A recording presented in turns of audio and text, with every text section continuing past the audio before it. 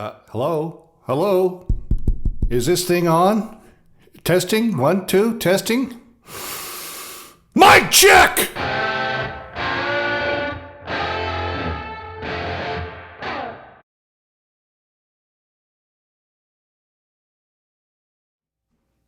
Hi, everybody. My name is John Roberts, and I'm not a very good YouTuber, I'm afraid. When I started out this series, I decided that I would try to upload at least once a week to keep my content fresh and my channel moving. And obviously, that should have happened 3 or 4 days ago, and I'm sorry. So I failed. I beg your forgiveness. There will be consequences later in the video, so stick around. But I'm here today to talk about the difference between the two main types of microphones, dynamic and condenser. Now, you've been podcasting for a while or vlogging for a while, and you've kind of outlived your USB microphone. I mean, it does a good job, but you want a little bit more dynamic range. You want a little bit better sound, because better sound makes better video.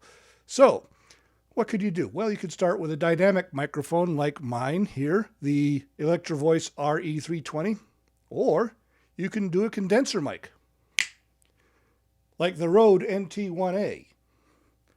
Now, both of these mics are pretty popular for podcasting. The RE320 goes for around $300. This you'll see for about $230, though I've seen used examples around $100 to $300. If you can figure that out, tell me. Sounds like a scam. Anyway, what I thought I'd do is just A/B these microphones real quick so you can hear the difference. Obviously, I'm still on the RE320. So what we're going to do is just read some passages into these microphones so you can hear the difference between them. Now, in broadcasting, you ask somebody for a mic check and they go, check.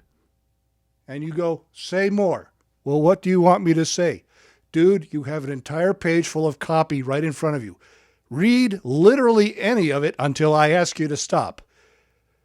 But to avoid that frustration, what we normally do is ask people to recite Mary Had a Little Lamb. That's because, 1, everybody knows it, and 2, it's been public domain forever. So if you do accidentally broadcast it, you're not likely to get a copyright takedown. So we'll start with that.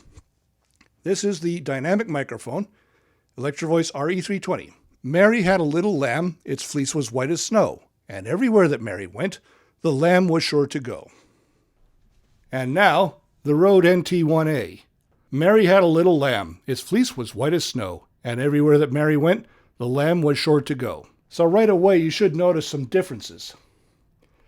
The NT1A tends to be a little bit brighter, which is why I use a different microphone in my voiceover studio. But it works well for female talents. My voice comes in around 140 hertz. Women tend to be a little bit higher, right in the 300 to 400 hertz, and children come in at an ear-piercing 800 hertz. True story.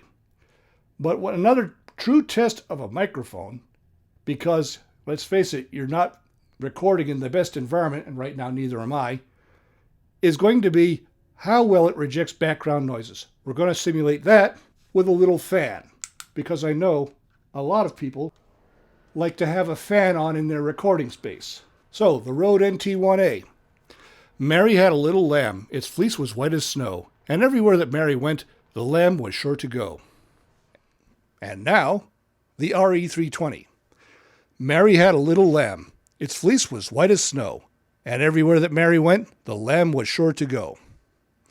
Now, what you should have noticed right there, of course, is that the dynamic rejects background noise better. It has a less sensitive pickup pattern than a condenser microphone does. That said, if you've got a pretty decent space to record in, you can use a good condenser mic. If you're worried more about background noise or about slapback echo from bare walls, maybe a dynamic microphone is right for you. Of course, one way you can control slapback echo is with a reflection filter. It's got a nice little mounting stud here so it fits right on the microphone stand, and you set it up behind your microphone to absorb any reflected sound from the walls around you, so that it's just picking up your voice only. So yeah, that's about it. Notice now I have 2 microphones on and it sounds a little bit weird. That's called comb filtering.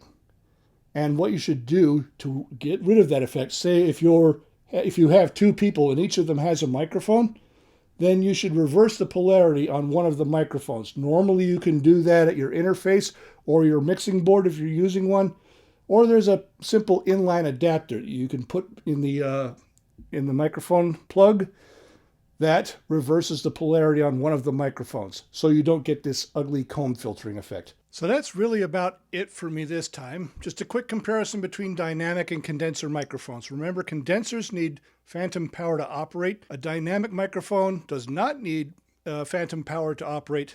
It will do fine without power. For the price of this RE320, you get the microphone.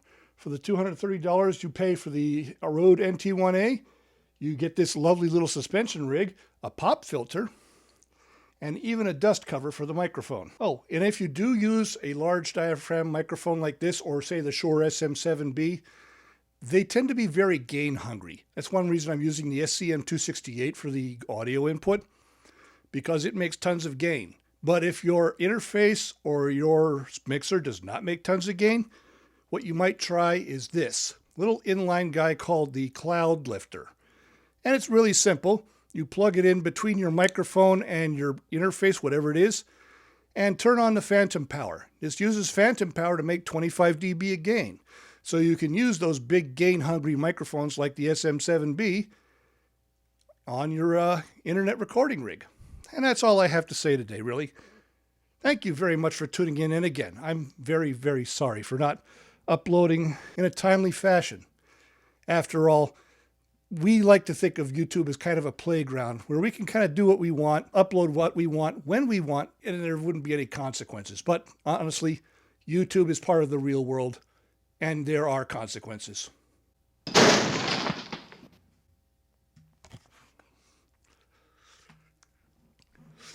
Yeah. Delicious. Delicious consequences. Thank you very much for tuning in, and I'll see you on the flip-flop. Bye-bye.